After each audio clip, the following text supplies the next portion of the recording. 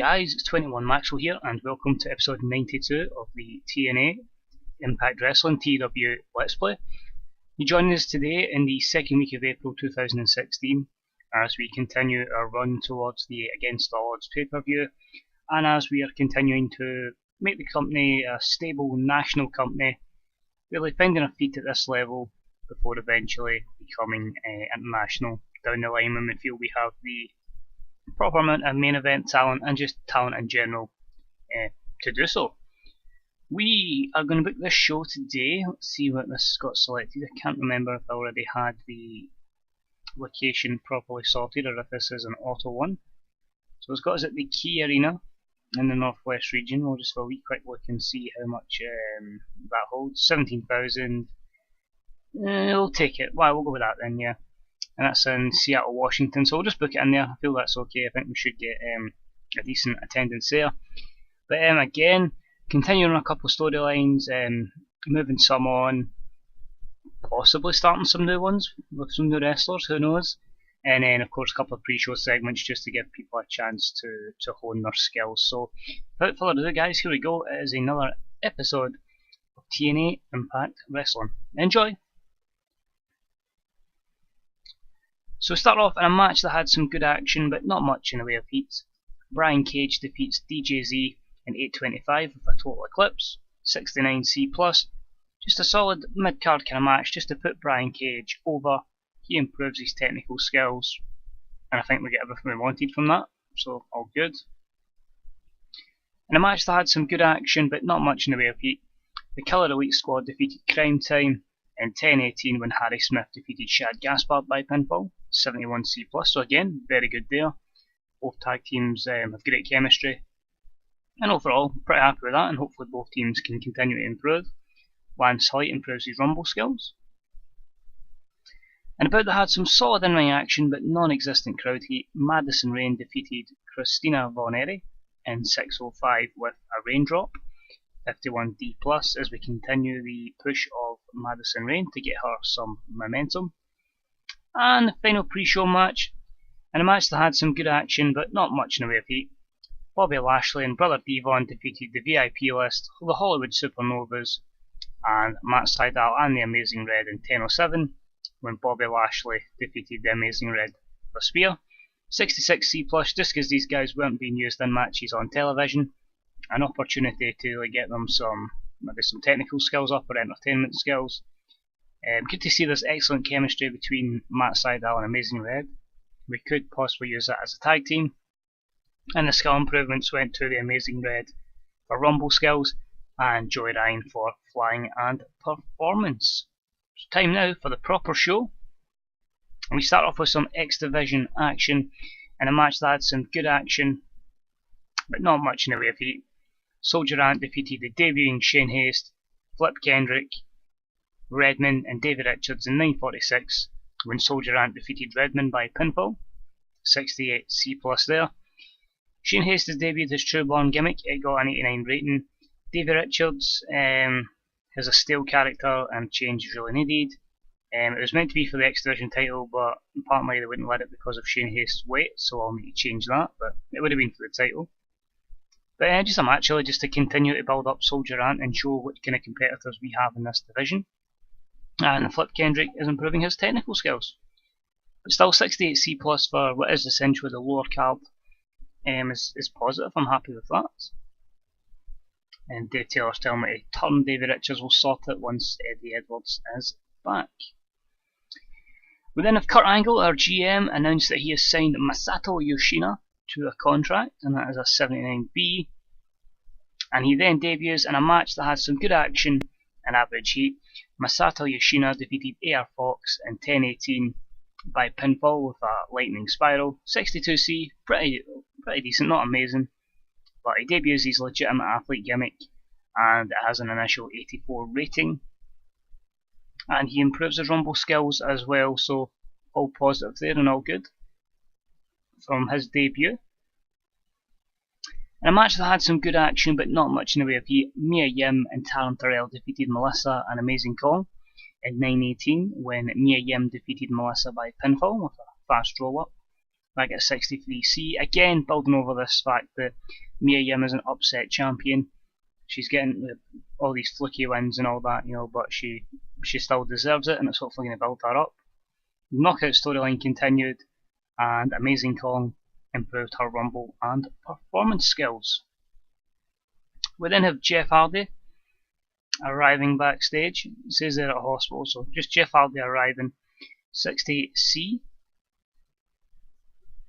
Then we have in 6-man competition a match that had some good action and average heat. EC3, Hawkins and Chris Hero defeated Drew Galloway, Bram, who's back, and Jacob Goodnight in 9:43 when Hawkins defeated Jacob Goodnight with a taste of pain. It was a 66C+.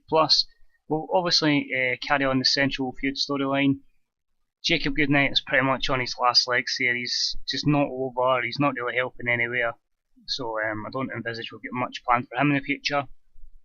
But it'll be an enhancement talent for the upper mid card, as we hope to send them towards the main event.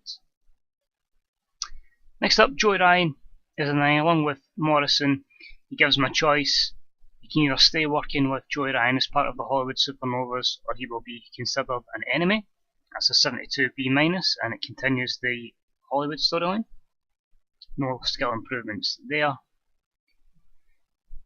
Entering Madison Rayne's locker room, Jeff Hardy, it says finds his opponent, but he's basically in there. He's backstage. He's just really, trying to lure Madison Rayne in. This is before I started bringing in custom angles, which will be happening from the next show onwards as we continue this storyline. But the plan is that Jeff Hardy's drugged Madison Rayne. She doesn't know about it, and she takes a swig of the water from her contaminated bottle, so that will continue that storyline. Sounds a lot better than the text that it's given within this angle. And about the featured great action and average heat, Samoa Joe defeated Bully Ray in 8:26 by pinfall. 73B again enforcing the Samoan submission machine as a force. And he's improving his performance skills, so all win there. Ricochet, I'm finally going to pronounce his name correctly, is backstage and he's attacked basically out of the blue by CM Punk, basically revenge, to make sure he won't interfere in his match tonight, and that is an 86B+, and that continues their storyline. And about about the featured great action and a good crowd, Adam Cole defeats Rhett Titus in 11:17 by pinfall with a flood of the key. 74B- there to continue Adam Cole's momentum. CM Punk's usual promo to talk about how good he is and how much he's ready for this main event match is an 88B+. The match itself and about it featured great action and great heat from the audience. CM Punk defeats Kurt Angle in 17:38 with a go to sleep. CM Punk makes defence number 9 of his World Heavyweight title. We decided to give Angle a title shot on here, basically to improve the prestige of the title belt and really just to continue the friction going between him and CM Punk. But an 84B is fantastic. CM Punk's improving his performance skills. And then to end the show, CM Punk is celebrating in the ring when he's attacked by not only Ricochet but the returning Shinsuke Nakamura and Kota Ibushi. They all come in, they beat up CM Punk down to the mat. That gets a 75B-. Shinsuke Nakamura debuts his arrogant gimmick, that's a 78. Kota Ibushi debuts his formed movie star gimmick, which is an 85. Punk looked good. The storyline continues. But why Nakamura and Ibushi? I'm sure we'll find out why next week on Impact. So overall, an 82B rated show, and that was enough to increase our popularity in 6 regions. It will be interesting to see what they have to say next week on Impact to explain their actions and what Punk's reaction will be to such an incident taking place on Impact. We'll just carry on till we see what our rating was, and if anything else is happening as it just loads up. We'll get a wee picture of Mikey Whipwreck. Here we go. We'll get emails waiting. The feedback from viewers was positive, most having enjoyed the vast majority of the show. That's always good to hear. Maybe we should look at going for Zack Sabre Jr. again. He still won't talk to me. That's okay. That'll come over time. And nothing really else there to look at. We'll have a look at my emails. I didn't actually sort this out before I do anything. and that is negotiate a new EC3 contract.